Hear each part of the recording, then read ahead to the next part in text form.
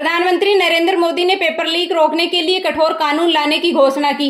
रविवार शाम को प्रधानमंत्री नरेंद्र मोदी ने इंस्टाग्राम पर एक वीडियो शेयर किया। उन्होंने कहा, छात्रों के भविष्य के लिए सरकार लगातार कदम उठा रही है। जिन लोगों ने स्टूडेंट के भविष्य के साथ खिलवाड़ किया है वे जेलों में सड़ रहे हैं। हमने फास्ट ट्रैक कोर्ट बना दिए हैं। हम कल संसद में कठोर सजा के साथ प्रावधान ला सकते हैं, लेकिन हमें भविष्य के बारे में भी सोचना है। हमारी परीक्षा प्रणाली विश्वस्त हो, इसमें सबसे ज्यादा टेक्नोलॉजी का उपयोग हो। नंदन नीलकणी जी के नेतृत्व में एक हाइपर टास्क फोर्स बनाने का निर्णय लिया जो एग्जामिनेशन रिफॉर्म की तरह फोकस करेगा। कारगिल विजय दिवस की 27वीं वर्षगांठ पर रक्षा मंत्री राजनाथ सिंह ने कहा कि भारत इनोवेशन के नए रास्ते खोज रहा तो पाकिस्तान घुसपैठ के रास्ते खोज रहा। यदि पाकिस्तान अपने घटिया मंसूबे लेकर हमारी समृद्धि के रास्ते में रोड़े खड़े करता है तो उसे करारा जवाब देने के लिए सेनाएं तैयार हैं। इससे पहले रक्षा मंत्री राजनाथ सिंह ने लद्दाख में कारगिल शहीदों को श्रद्धांजलि दी।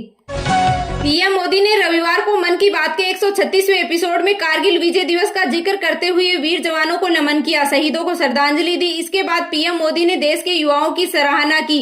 उन्होंने कहा, हमारे भारत के युवा नाम रोशन कर रहे।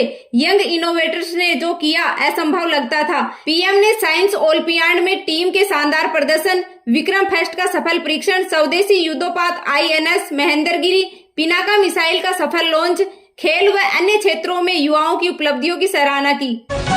राहुल गांधी ने गृह मंत्री अमित शाह को चिट्ठी लिखकर 2 सवाल पूछे।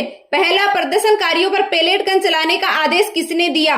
दूसरा, सामान्य कपड़ों में आए जिन लोगों ने लाठीचार्ज किया वे पुलिसकर्मी थे या वॉलंटियर्स? उनकी तैनाती किसने की? दिल्ली के जंतर मंतर पर सीजेपी का प्रदर्शन खत्म हो चुका। शिक्षा मंत्री धर्मेंद्र प्रधान ने इस्तीफा दे दिया। इसके बाद सीजेपी के प्रवक्ता सौरभ दास आशुतोष रांका जेपी नड्डा से मिले और उनके सामने देश की शिक्षा सुधार के लिए 5 मांगे रखी।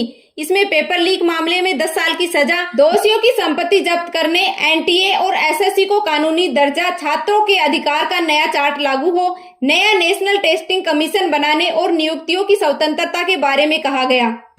भारत ने जिम्बाब्वे को तीसरी T20 में 35 रन से हराकर सीरीज 3-0 को अपने नाम कर ली। हरारे में टीम इंडिया ने पहले बल्लेबाजी करते हुए 20 ओवर में 5 विकेट पर 192 रन बनाए। जवाब में जिम्बाब्वे ने 7 विकेट पर 157 रन ही बना सकी। भारत की जीत के हीरो वैभव सूर्यवंशी रहे। उन्होंने 49 गेंदों पर 81 रन की पारी खेली। गेंदबाजी में मयंक यादव ने 3 विकेट लिए। यश ठाकुर को 2 विकेट मिले। सुप्रीम कोर्ट सोमवार को संसद मार्च में पुलिस एक्शन के खिलाफ 2 अलग अलग याचिकाओं पर सुनवाई करेगा।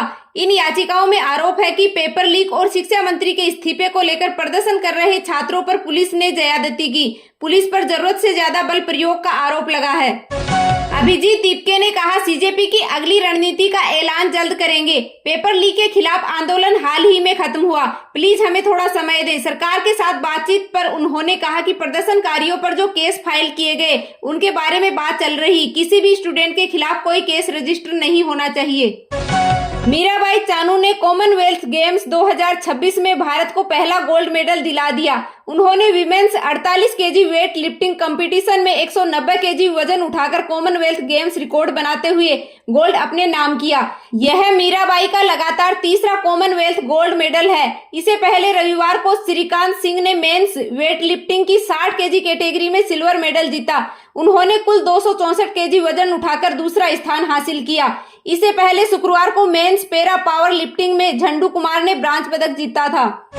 72 घंटे पहले तय किया गया था कि केंद्रीय शिक्षा मंत्री धर्मेंद्र प्रधान इस्तीफा नहीं देंगे। गृह मंत्री अमित शाह और पीएम मोदी का उन्हें पूरा समर्थन था। 22 जुलाई को आरएसएस और बीजेपी की मीटिंग के बाद धर्मेंद्र प्रधान की कुर्सी खतरे में आ गई। 25 जुलाई को आरएसएस प्रमुख मोहन भागवत के बयान के बाद प्रधान ने अपना इस्तीफा प्रधानमंत्री को सौंप दिया। गुजरात, महाराष्ट्र, ओडिशा में बारिश का रेड अलर्ट। मौसम विभाग का कहना है कि बंगाल की खाड़ी से बने लो प्रेशर के असर से गुजरात, बंगाल, ओडिशा, महाराष्ट्र और पूर्वोत्तर राज्यों में भारी बारिश हो रही है, लेकिन यह बारिश अब भी सामान्य से 16% कम है। उत्तर भारत में 31 जुलाई तक बारिश का दौर जारी रहेगा। हिमाचल प्रदेश, जम्मू कश्मीर, लद्दाख, उत्तराखंड, पंजाब समेत कई राज्यों में तेज बारिश की संभावना है। असम में बाढ़ के हालात अब भी गंभीर हैं। अब तक 66 लोगों की मौत हो चुकी। 7 लाख से ज्यादा लोग बाढ़ से प्रभावित हैं।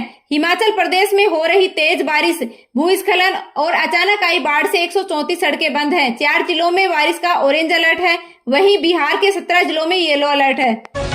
अमेरिकी राष्ट्रपति डोनाल्ड ट्रंप ने ईरान पर सबसे बड़े हमलों को फिलहाल रोक दिया।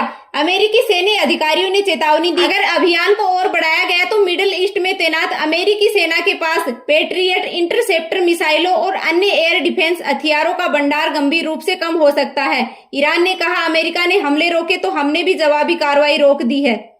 होर्मुज़ स्ट्रेट में एक तेल टैंकर समुद्री माइन से टकरा गया, इसके बाद आग लग गई। जंग शुरू होने के बाद पहली बार कोई जहाज समुद्री नेवल माइन से टकराया। होर्मुज़ स्ट्रेट में ईरान ने यह समुद्री माइन बिछाई थी। नेपाल ने भारतीय और नेपाली नागरिकों को अधिकतम 25,000 तक के भारतीय नोट नेपाल लाने और ले जाने की अनुमति दे दी है। 200 और 500 के नए नोट जो 9 नवंबर 2016 के बाद जारी हुए थे वे ही मान्य होंगे। नेपाल राष्ट्र बैंक ने नई अधिसूचना जारी कर नियमों को स्पष्ट किया है। केंद्रीय वित्त मंत्री निर्मला सीतारमण ने इनकम टैक्स विभाग को आम जनता की भलाई के लिए काम करने की सख्त हिदायत दी है। उन्होंने अफसरों से कहा कि आम लोगों को परेशान ना करें, अपनी ताकत से डराएं नहीं तथा लोगों को अपने काम के लिए एक दफ्तर से दूसरे दफ्तर चक्कर ना कटवाएं।